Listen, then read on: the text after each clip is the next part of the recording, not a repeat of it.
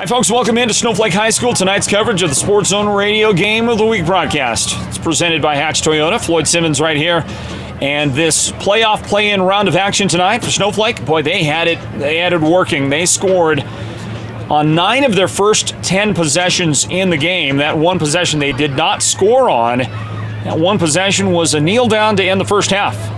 If they had enough time, and they were so inclined, I'm pretty sure the Snowflake offense would have generated points on that possession. What a night for Snowflake as they piled it up and they beat the Dysart Demons. Snowflake comes in seeded ranked number 2 for this action, Dysart number 15. Snowflake took care of business after Dysart scored on the first possession of the game.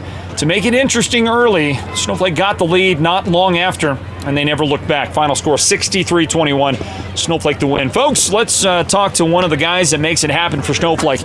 Got a big pass out there in the first half of this game.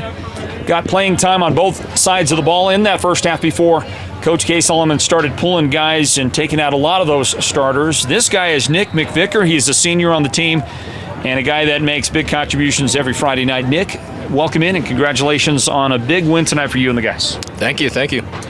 All right, Nick, talk about the makeup of the team right here, right now, and what went into tonight's action. Your team scored on just about every possession you had. You got a great performance in that first half out of Caden Cantrell. You got a great performance out of Camden Brimhall filling in for the two-headed running back attack that we normally see of Taryn Green. You're still trying to get him healthy. And, of course, Mason McKinley, but Camden Brimhall back there.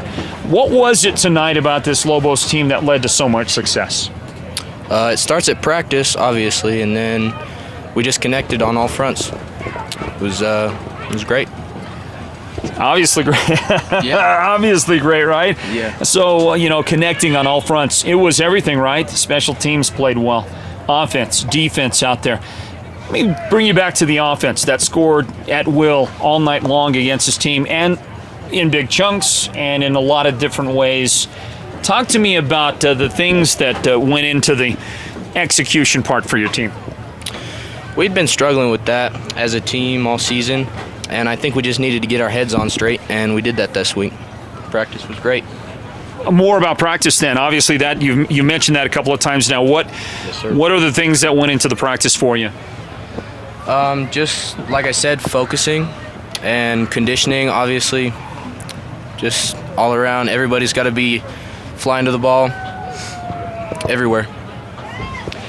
Talking with Nick McVicker today in our post-game wrap-up, everybody. And Nick, one of the guys that gets it done.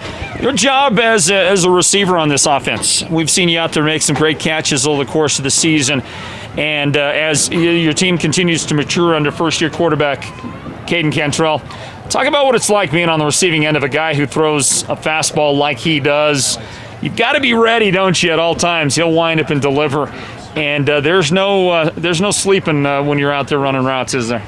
Yeah, you really got to focus up. Caden throws a fastball, and they're always pretty accurate, so it's on us to really pull them in. Well, it's a big win for you. Fun win. You get to move on, and you'll be bracketed somewhere in the playoff bracket tomorrow when it comes out. Do you think this team is ready? Are you ready for the continuation of the postseason? I'm ready. The team's ready. We're just going to keep it on moving. All right, Nick, congratulations. Good win for you. Thanks for joining us. Nick McVicker right there. He hauls in one of those Caden Cantrell passes for 20 yards in the game today.